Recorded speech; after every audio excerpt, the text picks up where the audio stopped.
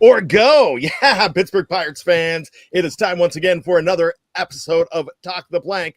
But if we're on YouTube and we're kind of barging in on the Steel Curtain Network feed here, so if you came on expecting Steelers, we have so much Steelers to talk about, but that's not what we're talking about here. We are talking about the Pittsburgh Pirates, and I am so glad to have my friends on the screen with me. I'm going to introduce all of them. There's more coming as we introduce the rebrand of Talk the Plank, and it's 3K, 3000. Why 3K? Well, we're going to move into the new millennium that one of us here on the screen will probably be frozen and around for. But the rest of us, we can also look towards the past, as we're always looking towards the future. But look towards the past. How many hits did Roberto Clemente have? 3,000 on the nose. John Matlack, off of John Matlack on September 30th, 1972. I was only a year old, but I remember it well. Or so I tell people. Just like 5 million people went to Max Yasgur's farm in 1969 for Woodstock, but only really about 100,000 were actually there. So thank you for joining us. Let's talk Buccos. First, I want to introduce from the Steel Curtain Network and also a veteran of Talk the Plank in the past, Shannon White. Shannon, how are you? I'm doing wonderful. Just happy that they actually was able to survive and pull that victory out. And we got to raise the Jolly Roger because I was a little bit nervous there at the end. And like I end all of my shows, we can't really raise the Jolly Rogers. The Pirates have to do that, but we can talk the plank, and that's exactly what we're going to do. Corey Eckenroth, welcome to the show. How about Rowdy Tellez? Everybody's been riding him lately, and he comes through in the clutch. You know, I went to a training with a friend and a former teammate just a couple weeks ago in June with of Rowdy Tellez. And a fellow named Justin was telling me about how Rowdy's father is hard on him. Rowdy's hard on himself. Mm-hmm. And you can see the pride showing through with he's got to be a fan favorite right now. Wouldn't you agree, Corey? Oh, absolutely. I mean, he was definitely in the doghouse at the beginning of the season. He didn't come out of the gate hot, but neither did the Pirates. The last couple of seasons they did, and that would fade early, but they've been staying hot late. They've been beating some of the better teams in the series. So, and Rowdy's actually been a part of that. He's actually started to come into his own with hitting.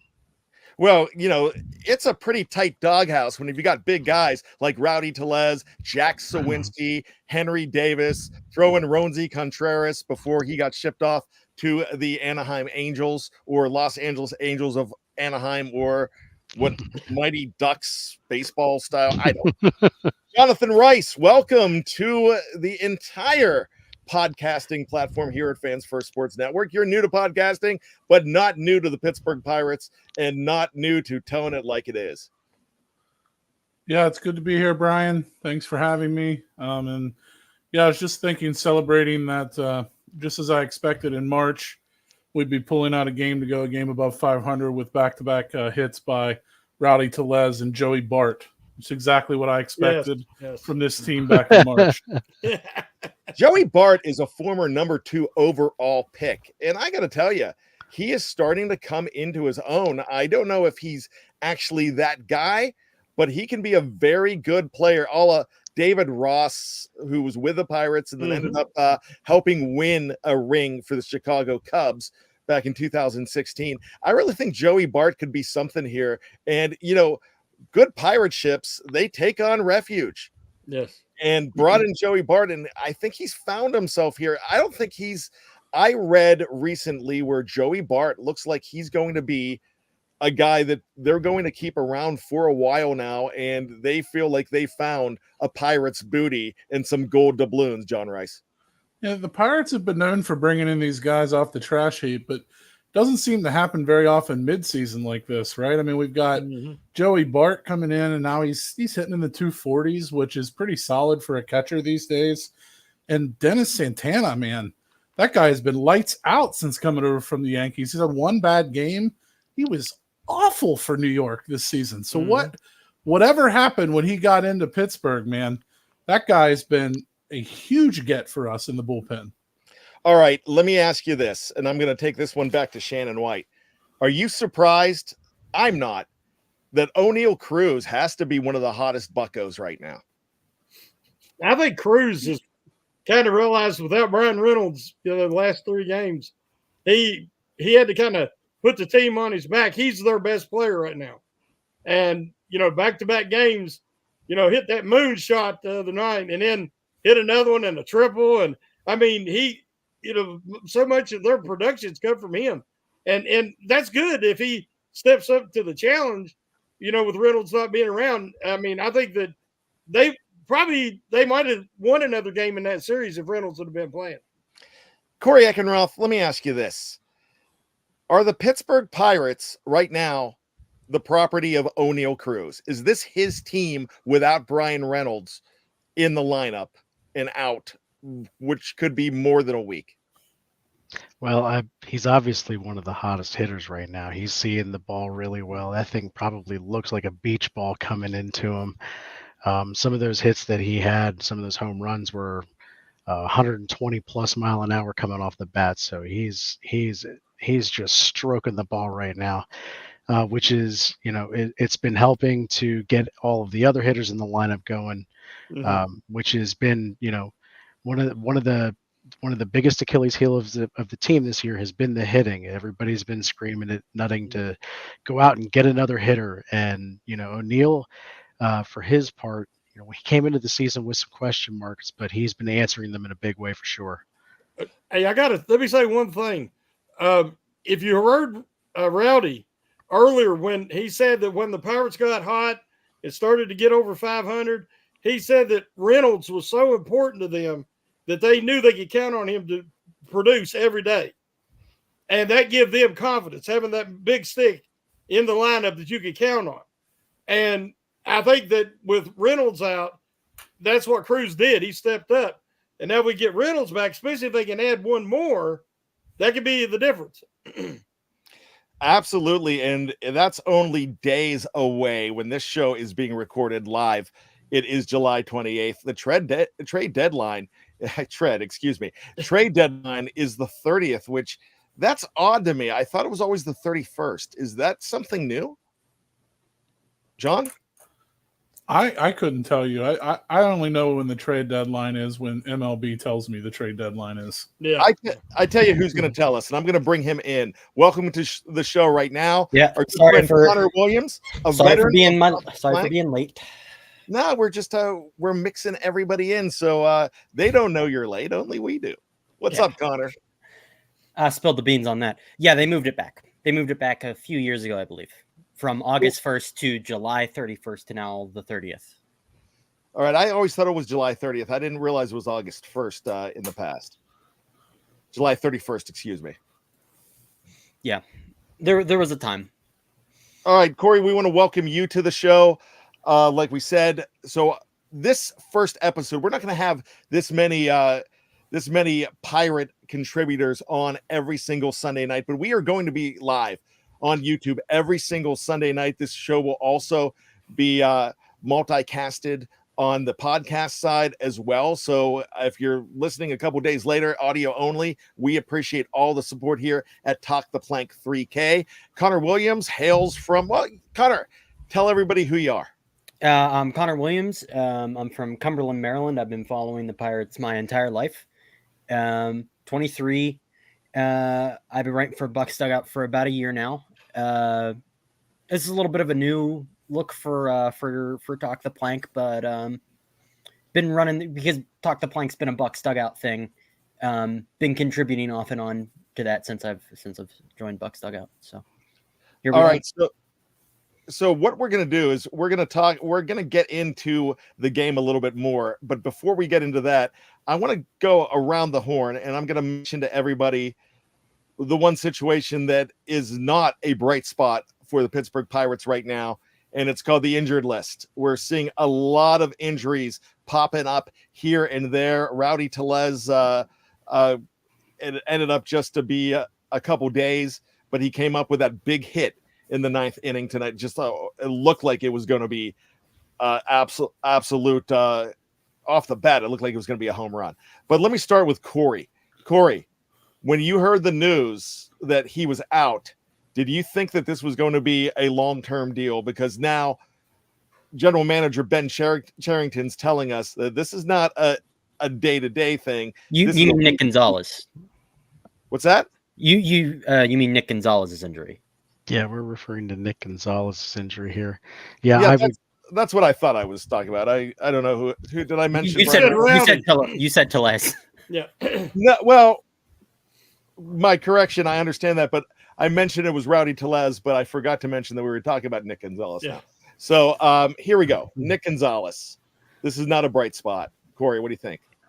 No, I think when he first hurt himself, it didn't necessarily look like it was too bad. And then he obviously came out of the game in the 6th inning. They were trying to mitigate whatever problems they had, and then when Charrington came out and said that this was looking like it was going to be worse than it was, it's unfortunate.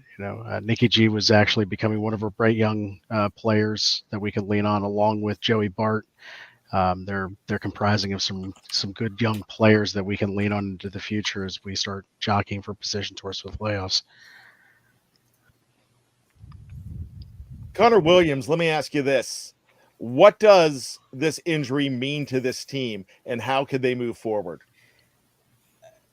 I'm going to kind of go off the beat here. It shouldn't mean much. I know Gonzalez looks like a bright spot, but his OPS is 680. That, and he's been hitting cleanup. That shouldn't be your cleanup hitter. You shouldn't have a starting player in your lineup that has a 680 OPS. That's just kind of how it is. The issue is that who they have behind him is so dreadful. I know Jared Triolo had a pretty decent game, but his slugging is, I believe, tied for the lowest in the league among, I think he's a qualified hitter. I believe it's tied for the lowest in the league among qualified hitters. Ji-Hwan Bae has not shown the ability to be able to hit the fastball at the major league level yet.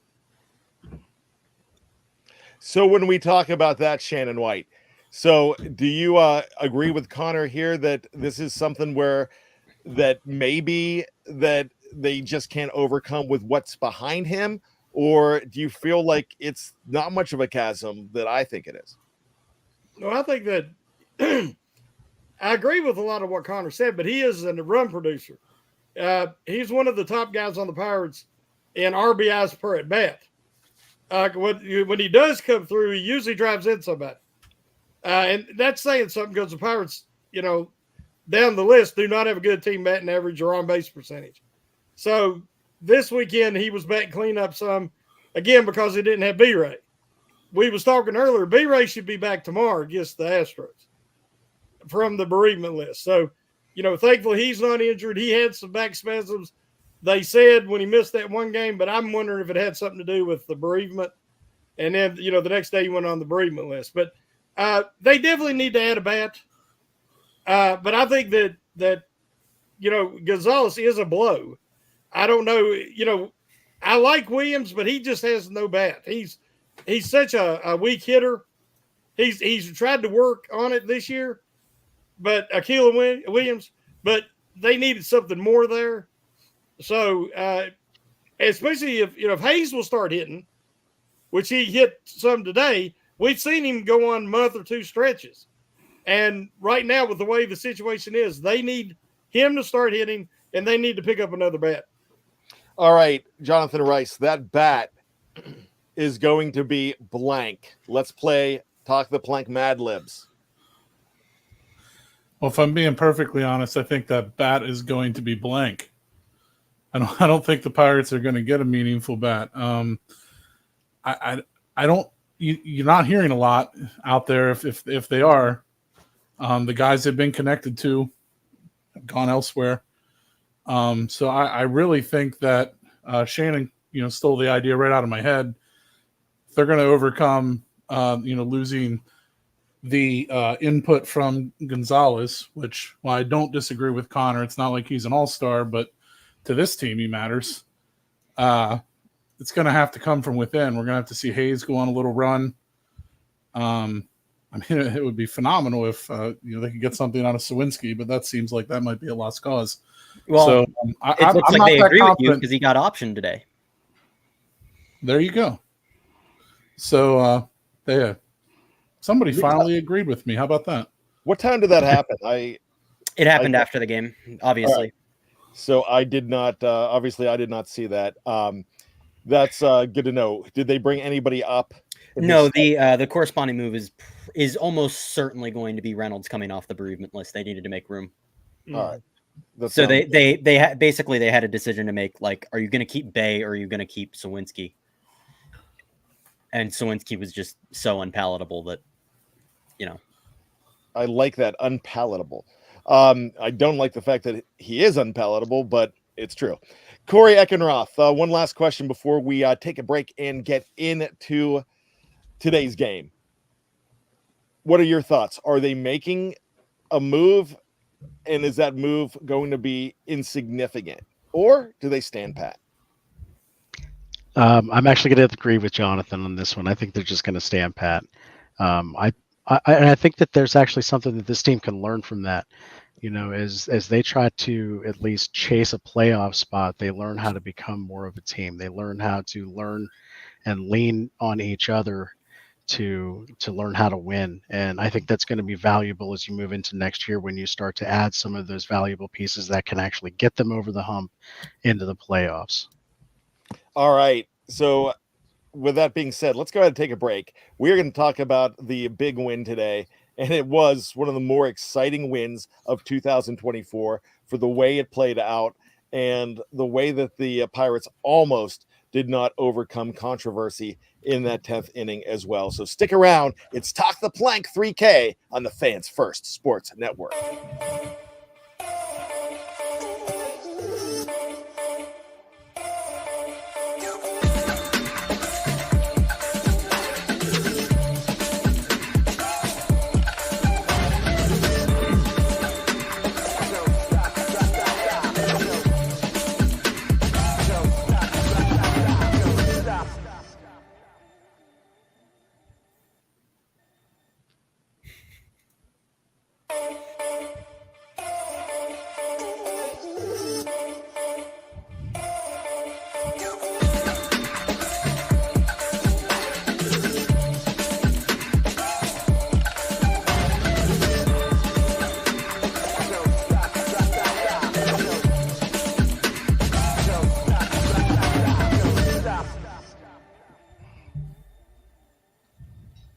You're muted.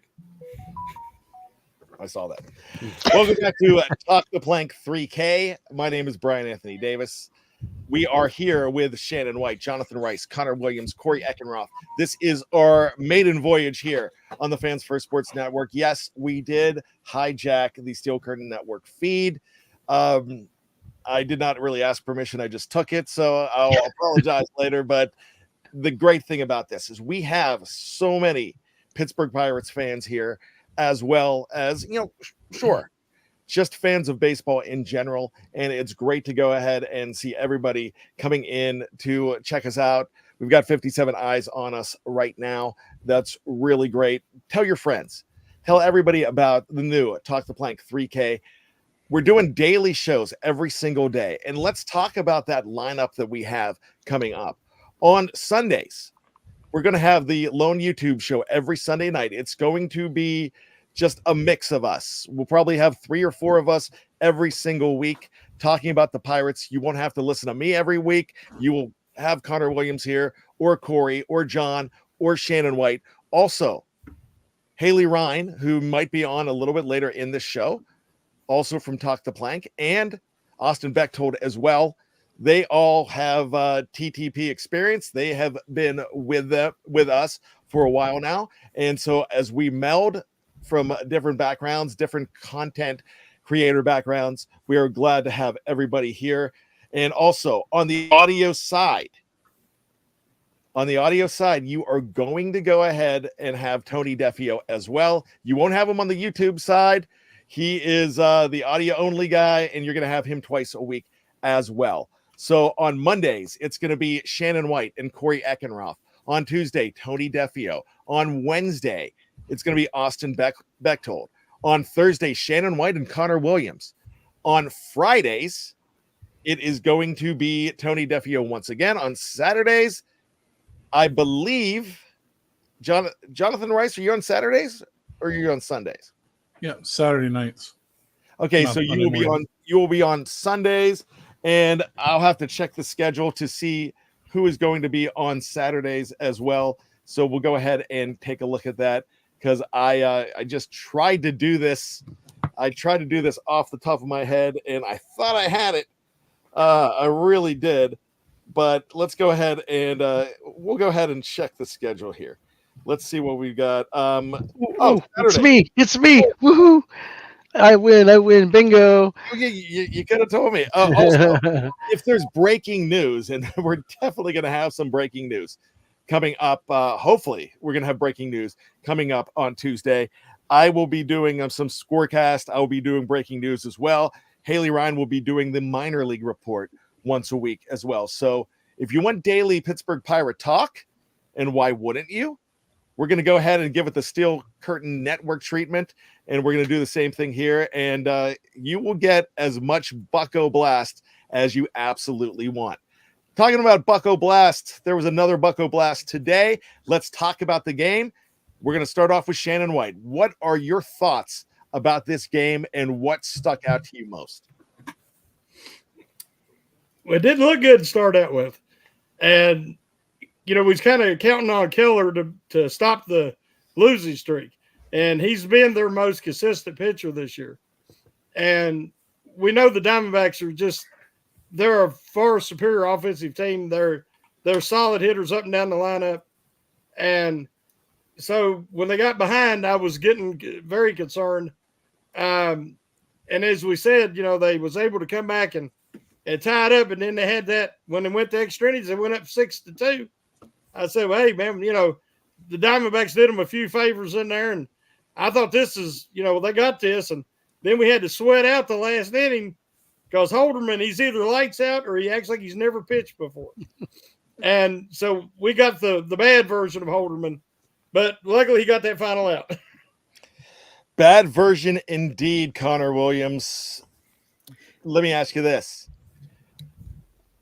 Did the manager, Derek Shelton, keep Holderman in way too long? And if so, why do you think he did? I don't think so. I think you trust your guys there.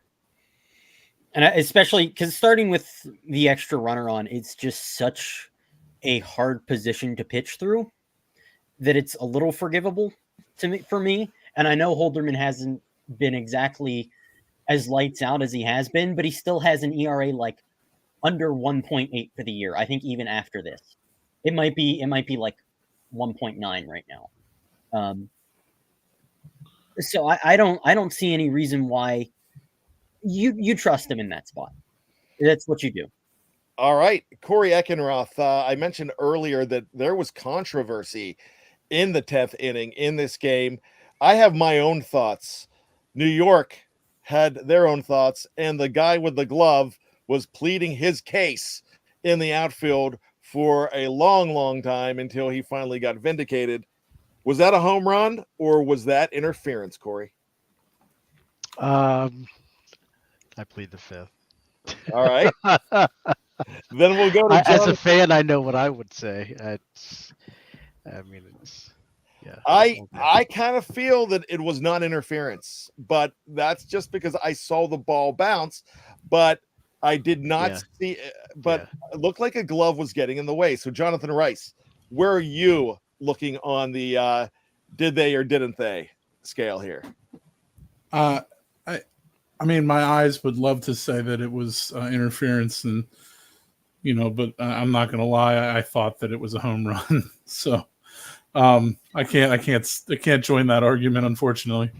Shannon White, do you agree if you were a Pirates fan and it went the other way, and that was a Pirates fan interfering with an outfielder from the Arizona Diamondbacks, would you be complaining, or do you feel that that the right call was made? I think it was the correct call. I think it was going to go out. Now, again, if it would have been the other way around, I'm rooting for the Pirates. I probably wouldn't have been too happy. But, I just thought that, sometimes it's obvious, but that one was kind of borderline. And now, if they'd have lost the game, I'd probably be more pissed about it, honestly. But yeah, I wasn't happy at the time. I am still hurting and angry from that Atlanta Braves game on a Saturday where Paul Skeens was pitching and the bullpen, gave up that victory. Well, they lost, but they thought that they were already raising the Jolly Roger, walking off, and then they had replay with that play at the plate that ended up turning around, and next thing you know, that the Braves end up winning that game. So I'm still steamed at that one. I'm not over that one yet, but I'm actually seeing right now where the fact that the Pirates ended up winning that game and surviving, this is just a tale of, okay, they made it through. They actually countered that adversity, but I would have been a lot more upset probably if they didn't.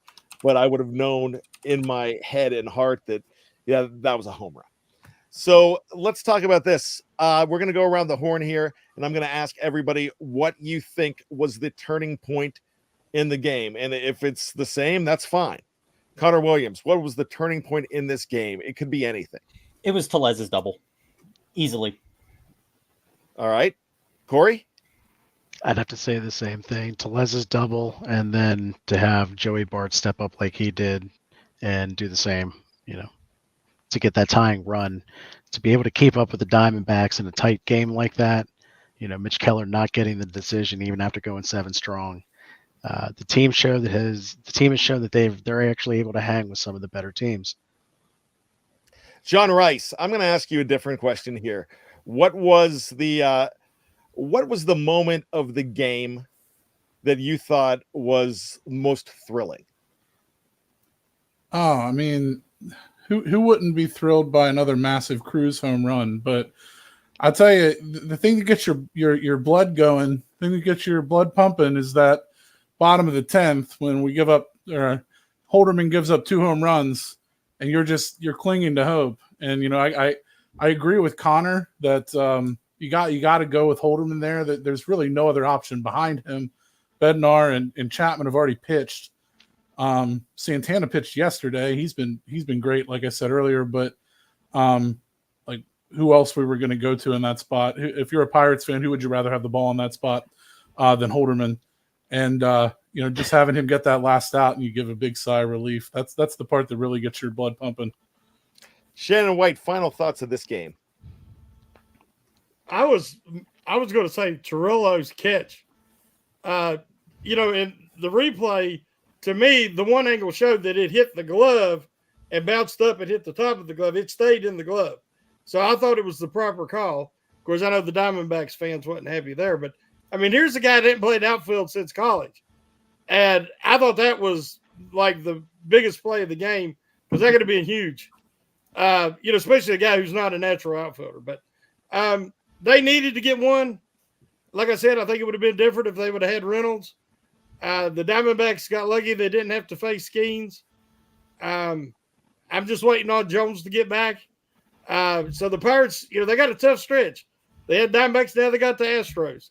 So they got to keep in striking distance, keep their head above water. Can I add one more thing? Yeah, go ahead. I think this game was defined by 3 stats.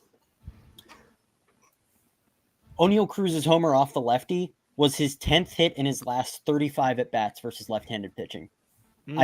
We've been hearing all year that he has to get better at this, he has to get better at that. What has he definitively not gotten better at this point?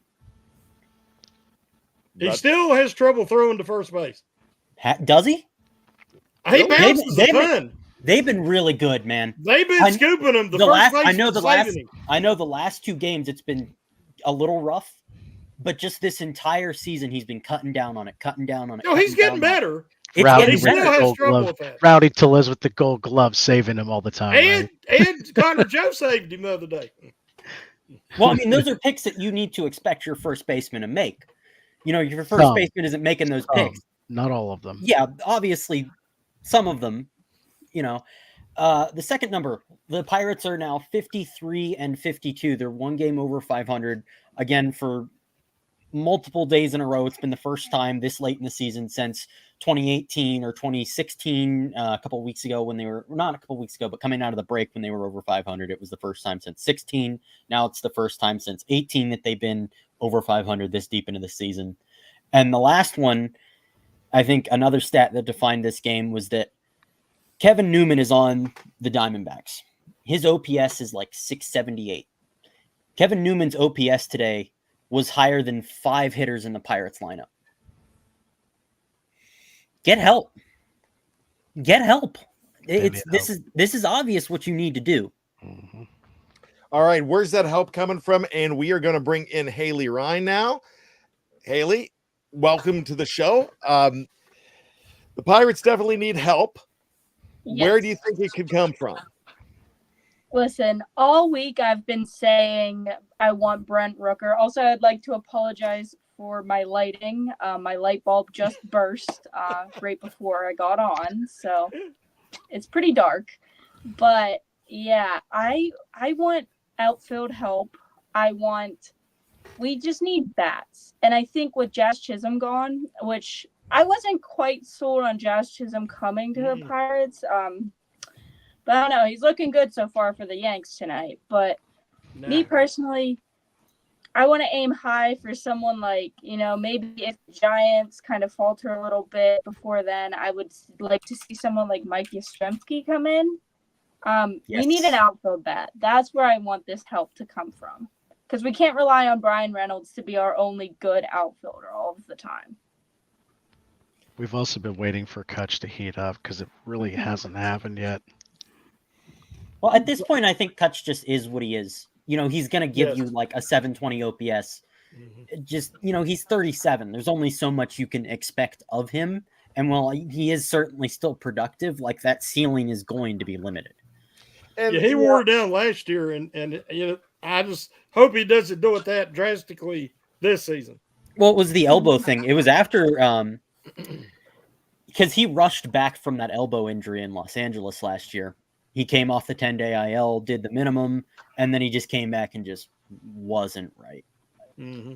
Well, I think any Kutch is better than no Kutch. I think that he adds a maturity to that team. I think he adds great experience and a good milestone for him today, becoming 10th all time on the Pirates hit list as well. So let's go ahead and get ready to wrap this up. The Pittsburgh Pirates go ahead and they go into Houston. And this is a big series for them. A little disappointing series in Arizona, going 1-2, finally salvaging that series with the big win today. But definitely there's still a lot of excitement after taking 2 out of 3 from the Phillies, 2 out of 3 from the Cardinals.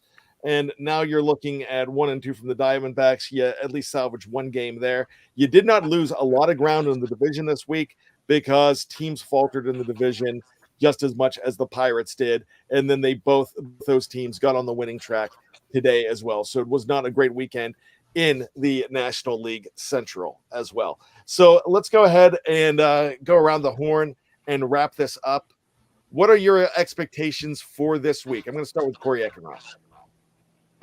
Well, they've done a really good job of beating some of the better teams in the league. You mentioned it earlier that they took a series from the Phillies. They took a series from the Cardinals. They took one earlier before the break from the Brewers. And, they even managed to sweep the White Sox there. So they're playing great ball right now. They're staying in contention. They do. I really do hope that they add a bat. That would really help this team, coming up through, the rest of August and into September. Coming up against the Astros, we're going to find out just what they're made of. Can they continue to stay hot? Can they continue to manufacture runs when it matters like they did today? And can the pitching stay hot until Jared Jones and Bailey Falter get back? Corey, talk about your expectations for the final week of July. I don't see any reason why they can't stay hot. I think that they can take 2 or 3 from the Astros at least. All right. Connor, your final thoughts for tonight and what do you expect this week? You've got a really tough series against the Astros coming up. They've been, since that 9-17 start that they got off to, they've been one of the best teams in baseball. You've got schemes going tomorrow. Gotta capitalize. Got to capitalize.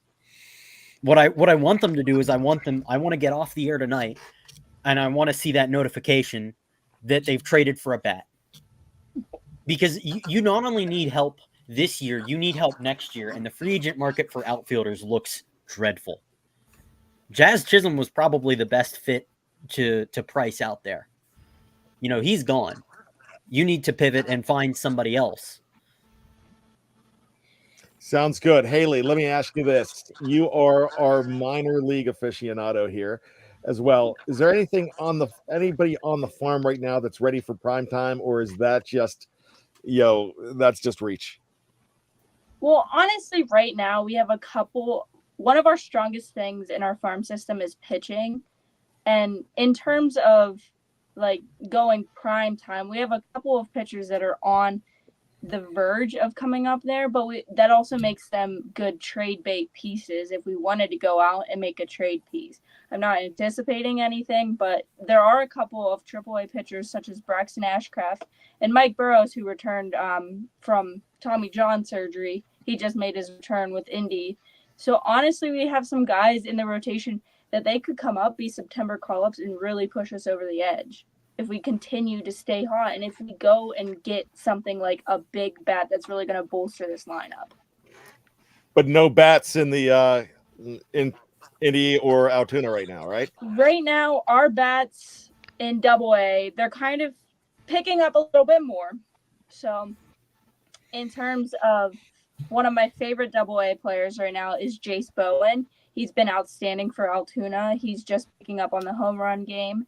And, it will be a while before unless they take that jump to bring him straight to the majors, which I don't see happening with many of the Altoona players. But most of the bats we have right now are kind of the ones that have been cycled through a little bit with, we just brought up Ji Hwan Bae and, Henry Davis. And, I'd like to see maybe even if they don't want to trade for a big bat, I would really like to see Jake Lamb get a few shots in the MLB again. And he's been on fire for AAA. No. Wow, these are some great names that I want to go ahead and check out more and more. Another name that we know so much about, Afton Fored, gives us $2 on the Super Chat. A big Steelers fan, also looks like a big Pittsburgh Pirates fan as well. Thanks for talking the plank with us, Afton. She says best of luck with the show, much love. She also says, Haley, Connor, Jonathan, nice to meet you all. So and I know she remembers Corey from the NFL draft. So it is great. Thank you for that support. And remember, everybody tell your friends about what we're doing daily here on Talk the Plank. Jonathan Rice, what are you looking forward? Do you feel that this could be another 500 week, above 500 week for the Pittsburgh Pirates? All the Pirates can worry about doing is playing good baseball, right? We got to score runs, and they got to get good pitching. And if they're not going to do that, they're not going to beat good teams. It's great to be 53 and 52, probably above where I would have expected them to be if I was honest before the season. But the second half is no joke. The next 2 weeks are no joke. Houston, Arizona, San Diego, Dodgers, San Diego, next 5 series. That's going to tell the tale, man. They got to go 8-7 in those 15 games would be awesome. Maybe 10-5 would be even more awesome. But they got to keep it going, and they got to score some runs when they get these good pitching performances. That's the key. Shannon, is there anybody else that we have not talked about that you feel that really needs to step up right now as we go into that really tough 5-series stretch? Yeah, it's just they got to get some guys. They can't keep having all these injuries. They need B-Ray because everything the offense kind of feeds off him. They need Cruz to stay hot. Tellez. They're going to Houston and they're playing a team, the best teams. This is a championship caliber team. And they've built not only a championship caliber lineup and staff, but they're built for that ballpark. And if you ain't careful, they'll pile runs on you. They'll just they just explode in that ballpark. And the Pirates got some guys that can do a little damage in that park. But as we already said, they need more. They need another hitter. They need another threat in that lineup, somebody they can't just pitch around. I'm sorry, And, I was giggling earlier whenever you were asking the question, who needs to step up? Bob Nutting needs to step up. Well, yes. Yeah, Yeah, I, used to I I didn't agree. tell everybody that, Oh, but I looks used like, to. Well, I mean, I was thinking when the trade deadline, they said they didn't want to trade Davis. And I'm like, really? I mean, if you get the right bat, and and Bart works out at all, and Indy is going to come back at some point. I'm like, I mean, that shouldn't have been the holdup. Andy's not going to be in the majors this year. He's not. Well, Davis should not have been the holdup on that deal if that's what it really was. But there's all these rumors out there. So, but I don't think I'm not sure that it's been rumored that it's just been people speculating. There haven't been real rumors. Well, I like Chandler. I didn't want him in any deal, and I like Johnson. I think that both of them guys, I would have tried to. But Ashcroft, I mean, if somebody, you could have used him as leverage. Davis, I would have considered. But this series against the Astros is going to tell us a lot. And if they could somehow take 2 out of 3 there, that would be, that'd be fortuitous. I love it. All right. I want to say thank you to everybody. Shannon White, Jonathan Rice, Haley Ryan, Connor Williams, and Corey Eckenroth. Yeah. Sorry for my webcam shutting off. No problem. No problem, because this will live on all week long in audio form. So with that being said, make sure that you check out Talk the Plank 3K on the Fans First Sports Network every single day. We're going to have some kind of content, and it's going to be good content. We had our soft opening the last week. It was mostly me every single day with some different folks mixed in. And now you're going, everybody you see and hear here and then some, you're going to get a big dose every single week of all of these great content creators. They are on this team for a reason. If I'm building a lineup, I'm proud to have what I think is an all-star Pirates content creation lineup. So thank you to all of you. As for me, my name is Brian Anthony Davis. I am here with the Fans First Sports Network, and I want to remind you, wherever you download your favorite podcast, whether it be Apple, Spotify, Google, Twitch, anything, Bob's new podcast network, if Bob has a podcast network, check us out there. If you get good reception on that, just download it, check it out, tell your friends, hit like, subscribe, do all of that stuff. Remember, we got to leave it up to the Pirates to raise the Jolly Roger, but here at the Fans First Sports Network, we can definitely, say it with me, talk the plank. Like